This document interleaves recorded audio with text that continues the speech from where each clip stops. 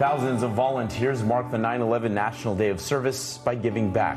In New York City alone, volunteers were expected to piece together more than 1 million meals. Thousands of Chicago area volunteers. Right here in LA, the greater St. Louis area. More than 1,000 volunteers from the Bay Area. And so when 9/11 Day called and asked about Atlanta, we said our community could definitely do it. 9/11 Day is now the nation's largest annual day of service. 12,000 volunteers will pack 3 million meals for at-risk people in those communities. It started as a grassroots initiative in 2002. A friend and colleague of mine, David Payne, and I thought that why not try to turn this day of tragedy into a day of doing good deeds.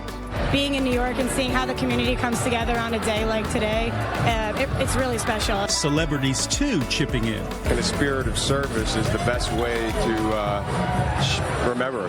Nationwide, as many as 15 million Americans are expected to volunteer today.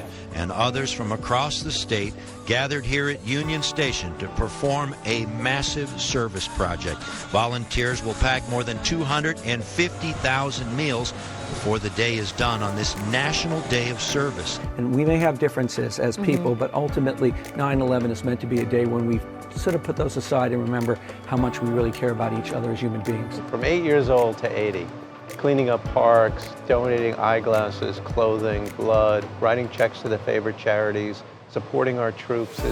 There's no shortage of ways that you can do a good deed on 9/11.